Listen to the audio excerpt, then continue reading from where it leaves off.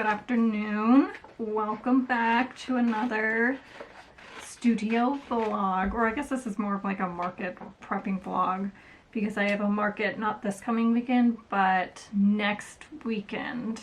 So I wouldn't say I have a lot to prep for this upcoming market, but I do want to get ahead of like printing cards and printing more prints because I have a lot of markets coming up within the next 2 months and I want to be as ready as I can be.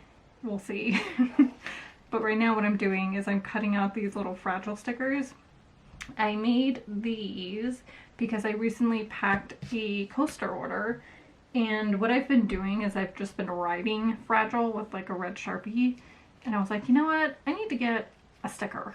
So I ended up making a sticker, and you're probably thinking, Jessica, why don't you just use your Cricut? Why are you cutting those all by hand? I can't figure out my Cricut. I cannot collaborate that thing. I've tried so many times. I don't know what's wrong, and I've kind of given up on it. So instead of, you know, spending an hour trying to get that thing to work and wasting a bunch of sticker paper, I'm just gonna do it by hand because I don't know what's wrong with it. So I only printed out a sheet because honestly, I have not been getting any orders. I feel like this is just a problem across all small businesses, is that just orders are down, and boy, are they down. They're down. I feel like I sell stickers pretty consistently as far as prints. You know what? I honestly don't know the last time that I printed a print. It has been a very long time. Just people aren't buying prints and just, you know, things that aren't necessary expenses for obvious reasons. I feel like we're all like struggling for money at the minute, which makes sense because I am definitely not buying a lot of like home decor things, and that's kind of what my brand focuses on. I feel so frustrated because I want more than anything to be able to go part-time at my job, and I just like can't do it right now because I'm not selling like I used to. I mean, yes, I'm doing markets. I'm actually doing a lot of markets, but I feel like even at markets, like I'm not doing that well. And then with like social media and just the views being down and just people not seeing my content, I could probably go on a tangent for like 15 minutes, but I'm not gonna do that. But today what I really want to focus on is I want to paint tote bags. I have absolutely no idea if people buy tote bags anymore. At the last market that I was at, the vendor that was across the way from me had like a tote bag hanging, and I loved it. At least I loved it from afar. I didn't actually like go up to his booth and look at it. It was basically like a color blocked square, and then within that there were different like blocks of color and different designs in each block, and I just was like, oh my gosh, I should do that to a tote bag but do different flowers. So naturally I went online and bought a few canvas bags, and I laid out the designs yesterday and I wanted to paint them today. So I ended up just doing 2 designs, none of which are my like original inspiration, but the ones that I did do, I hope you can see this. Oh yeah, you can see it. How cute. So I went ahead and laid in the white first. So I have my little solution of what I do the white paint with. It's all it is it's just white paint, and then it's the GAC 900, which basically when you combine acrylic paint and this additive, it makes the paint like fabric paint. So you're able to put it in a washing machine and not have the paint peel. So I always, when I'm painting on fabric, I act like I've been doing it for years. I've not been doing it for years. I've painted like 2 jean jackets, but it works. So I do this for 2 reasons. One is it acts as a primer to the canvas, so when you're going to add color, the color's not going to be soaked up by the fabric because it has something to lay on top of. And then also, when you lay the color down on top of white, it makes the color pop. So I did the poppy one, and then I did a lavender with a little bee. How cute, too. And then I haven't done this, but I did a little square in the inside. I think I'm going to do this after. I'm going to paint this square white, and then I think I'm going to do J-Carp Designs and then sign it, just so people know where it came from. Okay, I'm going to tidy up my space a little bit and then start painting.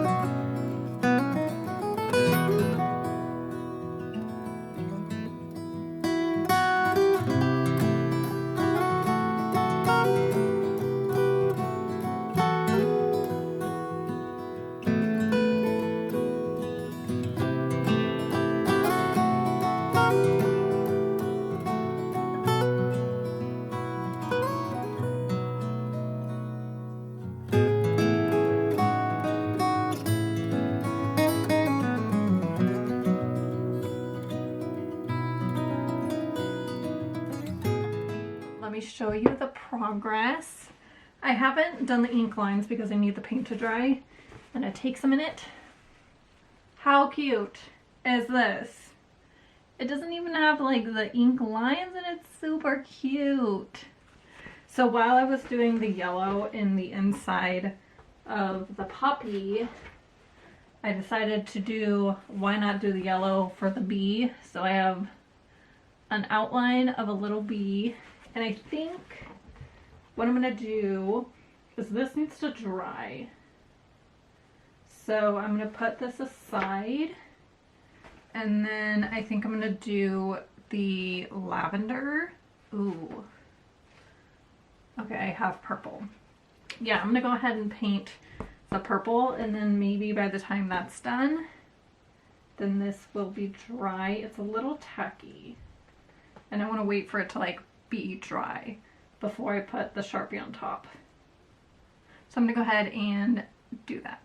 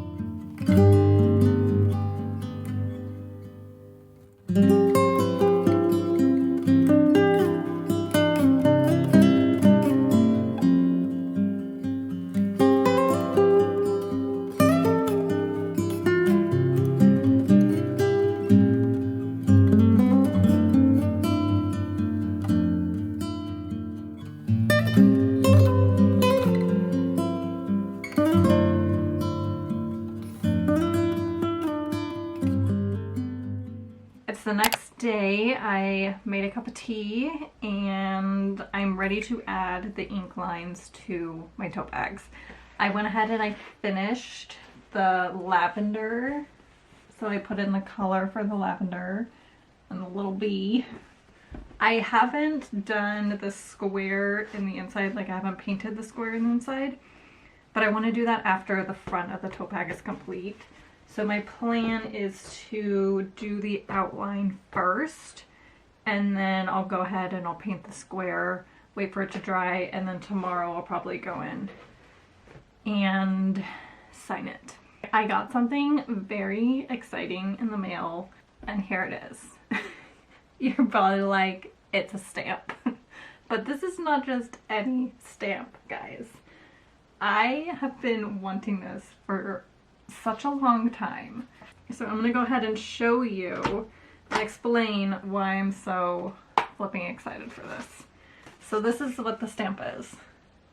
So what I'm gonna use this for is I'm gonna stamp the back of my prints. So the print is on the front, and then there's a backing board on the back, and I'm gonna put the stamp here. So when people pick up my print, whenever people pick up my print at craft shows, which is what this is for, I don't know if I said that, but that's what it's for, and maybe like wholesale, but whenever people pick up my prints at craft shows, they always pick it up and turn it around. Every time somebody picks up print, they always look at the back. Same thing with cards. And so I want to have my brand name and website here for, you know, brand recognition and all that. So I don't bring this size to craft fairs anymore. I'm actually really debating on whether or not I should, but I think I'm gonna hold off. I think what I'm gonna do, because I really want to sell more prints, and I think that maybe if I have some sort of like deal, like if you buy 2 prints, then you'll save like X amount of dollars, that maybe it will be an incentive for people to buy prints. Right now I sell my prints at $30 for an 8x10. And honestly, I think that's pretty reasonable for a print. So I'm thinking if you buy 2 8x10 prints, I think I'm gonna do like $45. So you're saving $15. And I'm gonna see how that goes. Because I wanna try to sell more prints without dropping my price, because I don't think I should drop my price. We're gonna see how that goes. I'm gonna test it out on Saturday and I'll go from there. Okay, I'm gonna stop rambling and I'm gonna go ahead and do the outline of these 2 bags.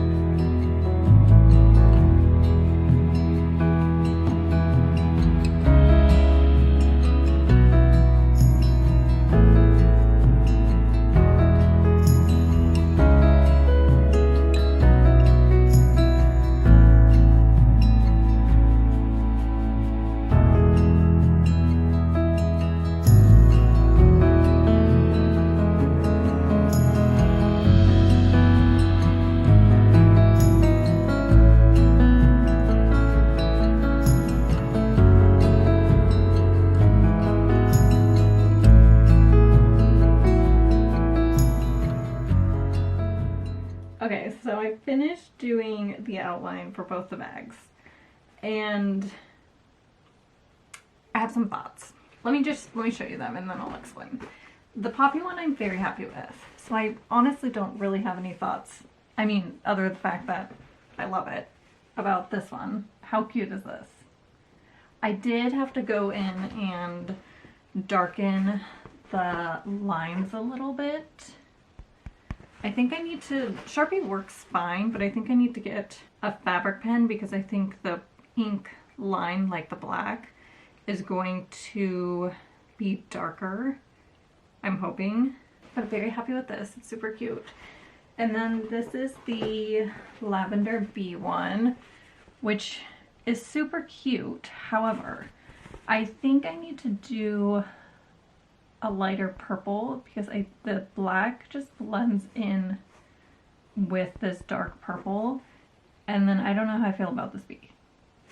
I think he's cute, but I think I think I touched it too much. So it's looking a little like color blocky. A little bit. But I think it's cute. But that's a minor detail. So all I have left is I just have to do the inside square, paint that, and then sign it. And then I need to do a heat press to set the paint. And then I also need to figure out what I'm going to price them at.